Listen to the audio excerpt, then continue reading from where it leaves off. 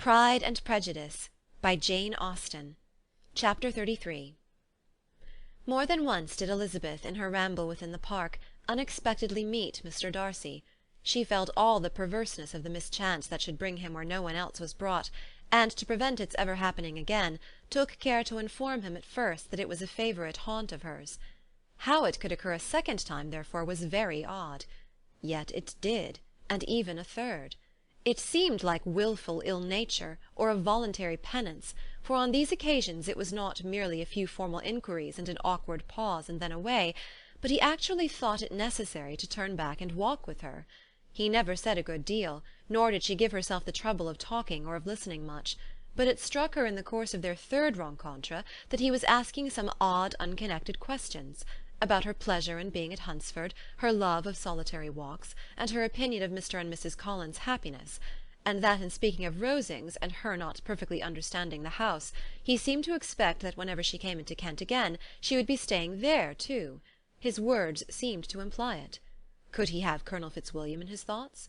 She supposed if he meant anything, he must mean an allusion to what might arise in that quarter. It distressed her a little, and she was quite glad to find herself at the gate in the Pales opposite the parsonage. She was engaged one day as she walked in perusing Jane's last letter, and dwelling on some passages which proved that Jane had not written in spirits, when, instead of being again surprised by Mr. Darcy, she saw on looking up that Colonel Fitzwilliam was meeting her.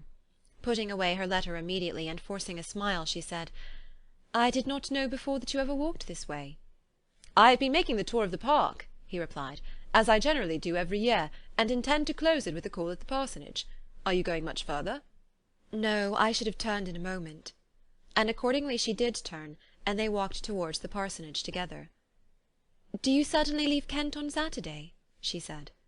"Yes, if Darcy does not put it off again, but I am at his disposal. He arranges the business just as he pleases."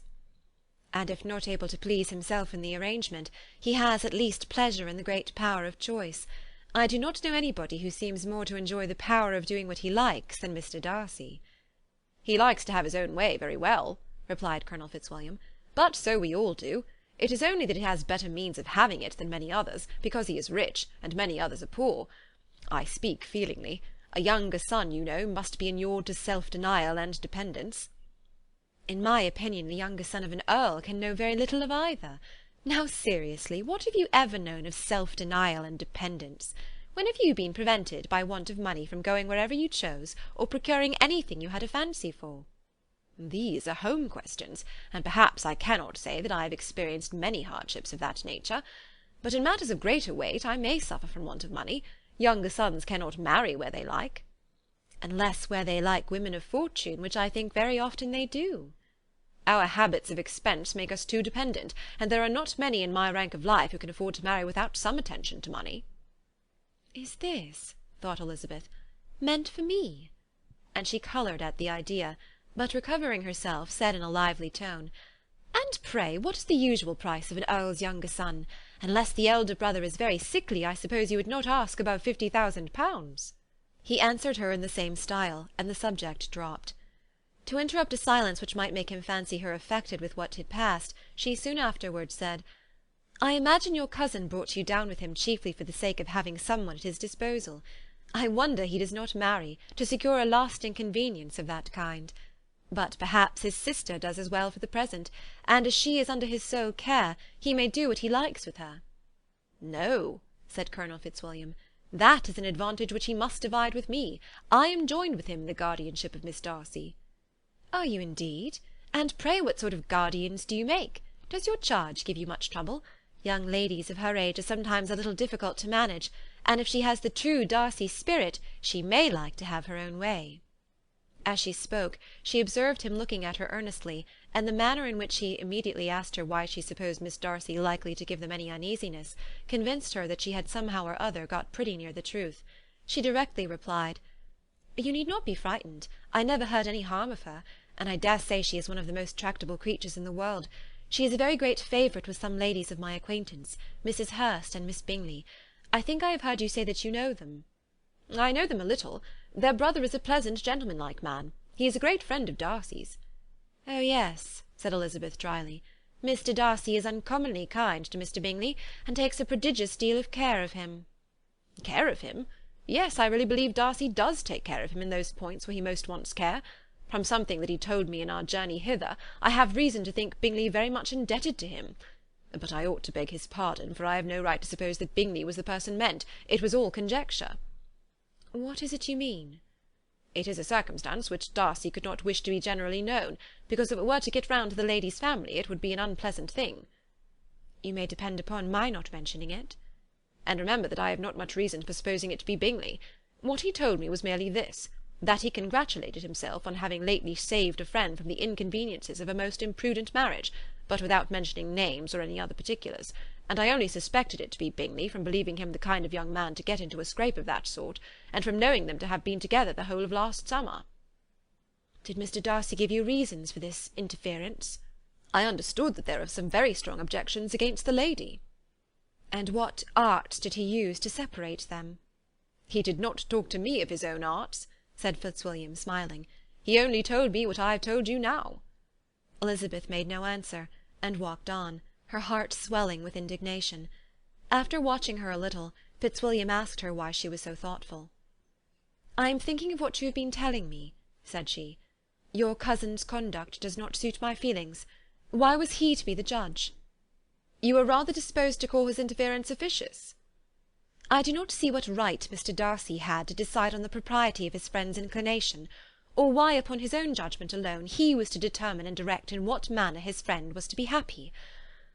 But," she continued, recollecting herself, "as we know none of the particulars, it is not fair to condemn him. It is not to be supposed that there was much affection in the case." "That is not an unnatural surmise," said Fitzwilliam, "but it is a lessening of the honour of my cousin's triumph very sadly." This was spoken jestingly, but it appeared to her so just a picture of Mr. Darcy that she would not trust herself with an answer, and therefore, abruptly changing the conversation, talked on indifferent matters until they reached the parsonage. There, shut into her own room as soon as their visitor left them, she could think without interruption of all that she had heard. It was not to be supposed that any other people could be meant than those with whom she was connected. There could not exist in the world two men over whom Mr. Darcy could have such boundless influence.